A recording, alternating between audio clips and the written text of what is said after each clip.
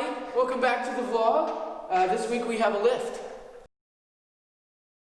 While Victor and Joe are working on the little boy's bathroom right now, I'm over here in the studio, which is already drywalled. One thing that can really help in soundproofing is any kind of penetration in the wall that air can get through means that sound's going to get through as well.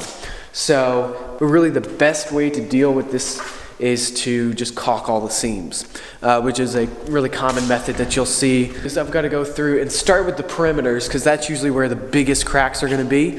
Start with those perimeters and just caulk every seam there. Okay, so you may be wondering, do you need a special kind of caulk? The answer is yes. You need an acoustical caulk for the best result.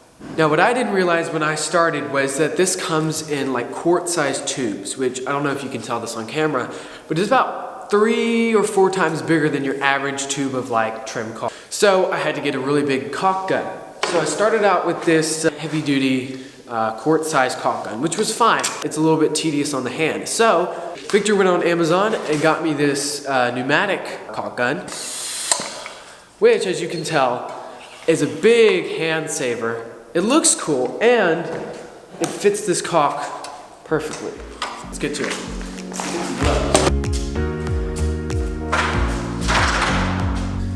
All right, we got the gloves on. Oh, these don't really do that. Yeah. And we're gonna get to it.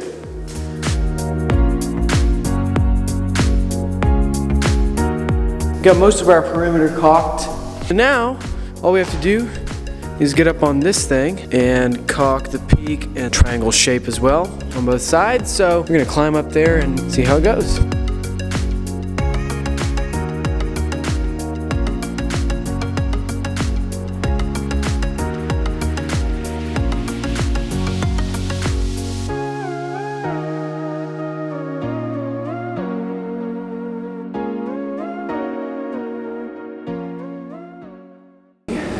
It's been a few weeks since what you just saw, and so we'll kind of show you what we're up to today. Got my tea, got the bros over here. We're gonna start work here in just a minute, but we gotta get warm first.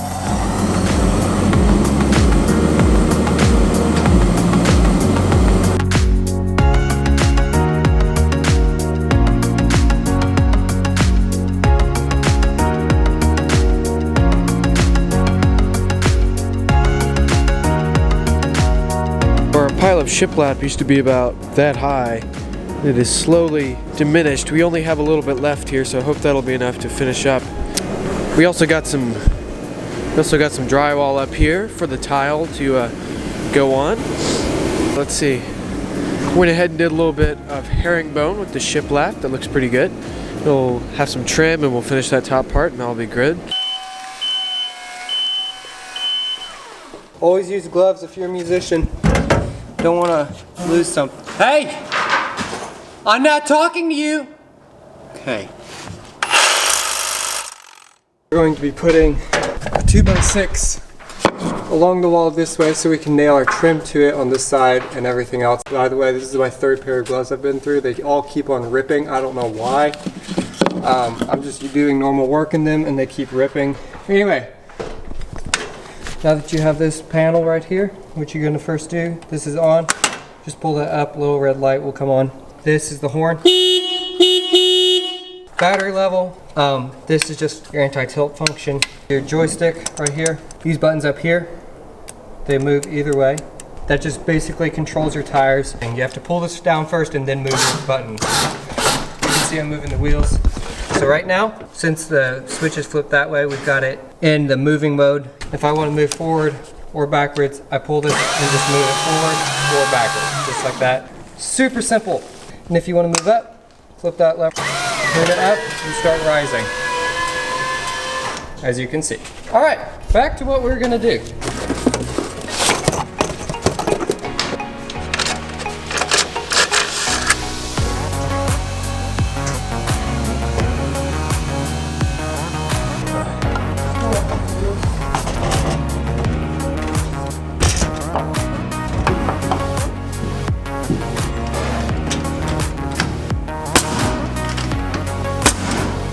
Like that. Therefore, put that there so this one will be flush with the other one.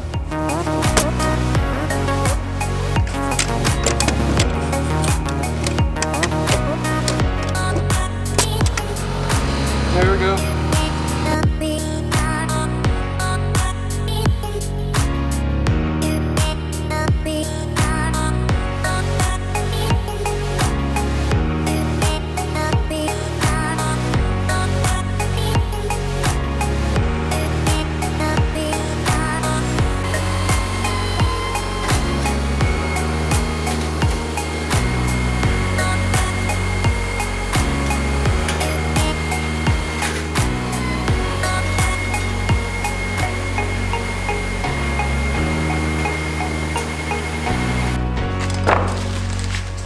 We're going to be building a truss today, putting it up here, putting our ceiling on. You're going to be here for the whole thing. On the ceiling, there's an occasional spot or two where the shiplap will end not on a truss. So that's why we are constructing a truss to put up there. Here we go. What we're going to do is we're going to put two 2x6s together. Two 2x6s together.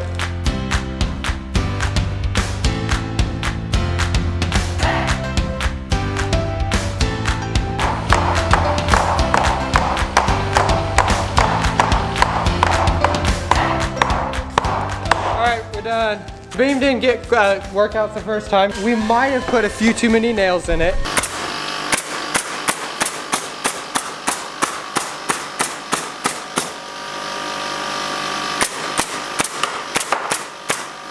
I'm Joe right now is taking it all apart.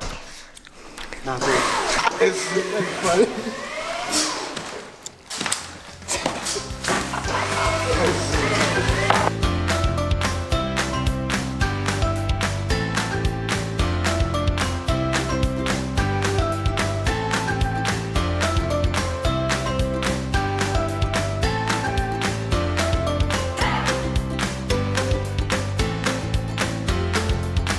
So the reason we've added this truss or this beam, we've kind of been interchanging the two words, but it really is, it's more of kind of like a faux truss than a beam. Yep, and he's putting up another one right now, but we've put it up in some places where the shiplap run will end, and there's nothing to nail the very, very end of the board to. So we've actually put in that faux truss there at the end to nail that very end of the shiplap board into before we start the next run to keep anything from warping inward. We've also been moving around some of the J boxes in the ceiling for the lights, just to distribute them evenly now that we've got this new truss in. We've already got a little bit of shiplap up on the ceiling already, and we're going to try to go ahead and start getting some more shiplap up.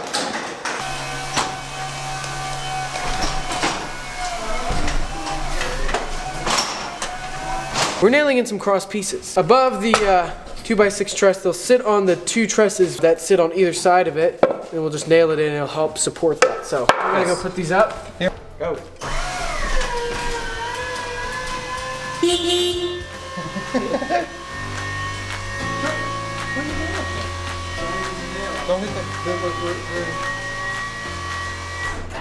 Alrighty.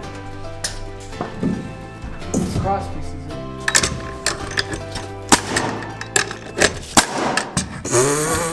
Time to install the truss.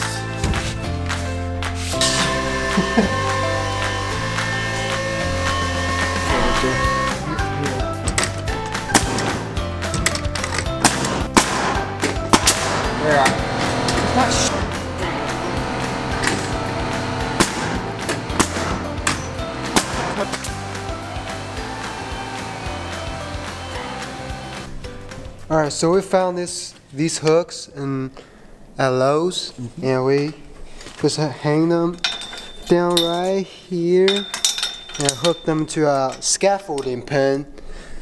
So we just put it in there so we can get our guns right there, so we don't have to reach down the floor every time to get a gun. You can also hang, when you do a single person job, you can just hang the clip right here. You just get on a ladder, bam, ready to go. Also, we put this white gaff tape on the edge of the scaffolding so that when our shiplap lays across, it doesn't get the red paint marks on it.